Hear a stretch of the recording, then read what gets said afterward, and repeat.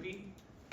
Yeah, Pat, just with center, like, what's your background? I mean, I know you cross-trained, I guess, last year before the season. How long have you been playing it? You know, did you do cross-training before that? And what's your background at the position?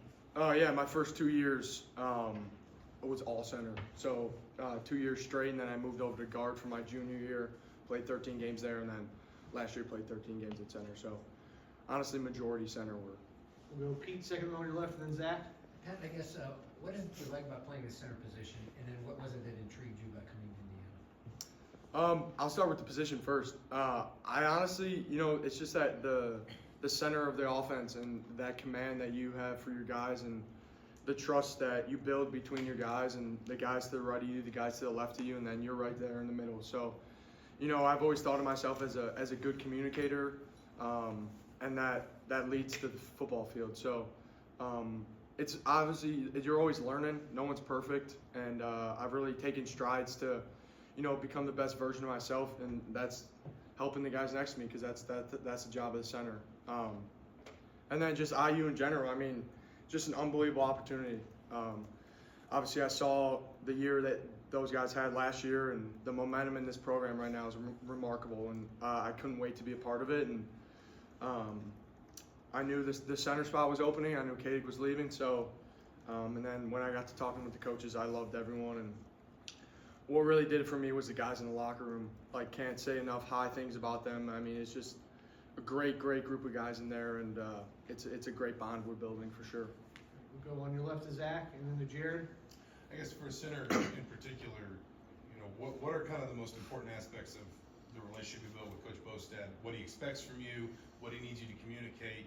Obviously, you've kind of gone through that process before, but knowing you need to do it kind of in a compressed space of time here, but having the experience, just what are the kind of the keys for both of you in terms of your comfort with what he needs from you? Yeah, absolutely. And we've built a great relationship, and we're still building. So it's really been a positive experience all around, and he expects a lot from his centers, and it's been great to learn new things under him because he has just an amazing resume, and he's really taken what he's learned from the NFL and implemented it here. So it's really been a really positive experience, and whether it be safety rotations or what the linebackers are doing or how they're bossing over, how they're shifting with the pre-snap motions, like all that is a part of the center's job, and then you got to go block the D lineman. So it's a lot on your plate, but at the same time he does a remarkable job of zeroing in on the specifics and helping us out. And he knows I'm a veteran guy, so he knows I know my stuff, but learning from him has really been a positive experience so far. We'll go second row left to Jared, then Todd. You mentioned all the responsibilities that Coach Bostad has at center. Was it kind of different coming in as a new guy and then also having to be a leader on that line for you? Yeah, I think so, and I think I'm still growing into that role, right? It's a new locker room for me, and I've accepted that challenge of meeting new people and meeting new friends and learning people's names and stuff. And obviously coming in, I think I came in week 4 of their off season, and that was a bit of a challenge because they were already rolling, and then I jump in. So, but overall, it's been really positive. And obviously, as a center, there's a big responsibility that I have to be a leader of that offense and a leader of that offensive line. And it was a great challenge, and it will be a great challenge up until week 1. And I'm excited for it and looking forward to just keep on building with these guys. Go first row left to Todd. Yeah. And then Seth. Pat, along those same lines, I mean, what has been your approach with your new teammates and trying to establish your own leadership on the line? And maybe what have you learned from some of your past teammates who are older than you to establish that kind of rapport with your guys? Yeah, I think it all comes natural, right? No matter where you are, what program you're in, if you're playing high-level football, you're all cut from the same cloth. And I think that's what you see or what I saw in my transition here was these guys, it's all the same great dudes, extremely hard workers, positive energy, love to come to work every day, just great teammates.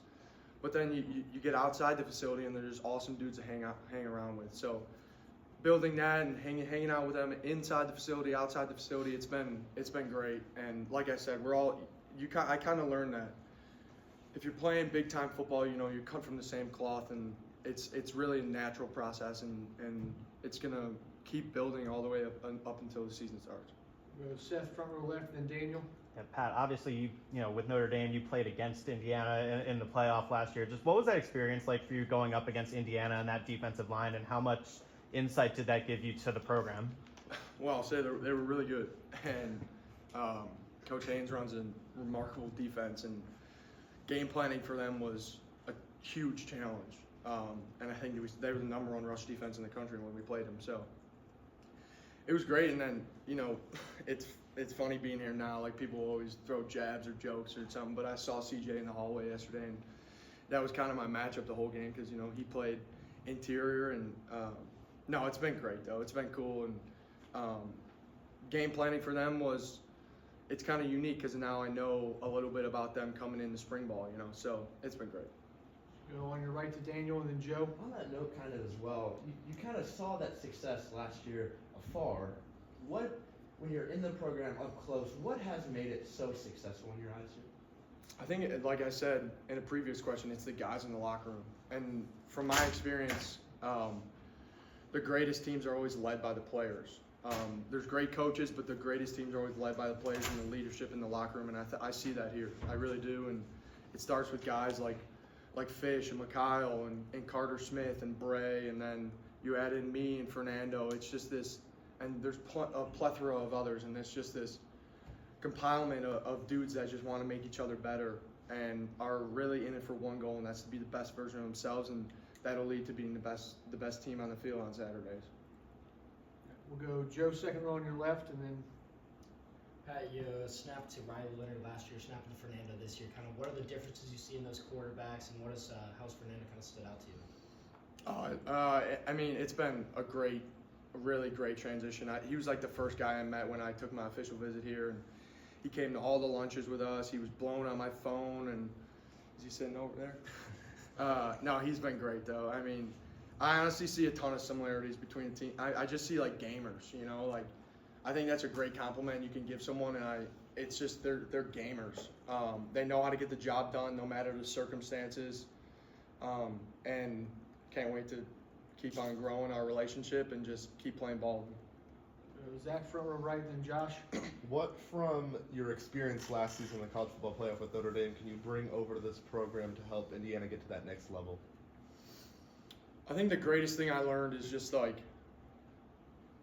I think the greatest thing I learned is like the virtue of gratitude, and just being in the moment, and really taking everything you have in stride, and never looking too forward, never looking in the past, and just that virtue of gratitude will lead to success on the field, because I really think that, like I said, the locker room is the most important piece, and when you have a group of individuals all focused on one goal and all grateful for the opportunity to play on Saturdays and grateful for each other and grateful to just strap it up, it makes an impact, and that's probably the biggest thing I learned. Josh, wrap us up. Pat, you played 2 months ago you're back in spring ball. How do you stay fresh and stay the course and stay healthy? Yeah, obviously it's a challenge, and it's a unique challenge with the new landscape of college football, but it's a challenge I've happily accepted, right? Like, I get to play football. I don't have to play football. Like, I always tell myself, like, I get to go do these things. Like I get to wake up this morning. I get to practice with my friends and my fellas. Like, and that's kind of the virtue of gratitude thing. Like I kind of just talked about and learned to appreciate. And obviously there's some tangible things. Like, I got to take care of my body. I got to eat really great. And just getting older and playing with all the reps I got. It's unique landscape of college football, but it's a challenge I accepted, and it's a challenge many guys across the country have to face too. So it's game on now. Great. Thanks, Pat. Appreciate Thank you guys.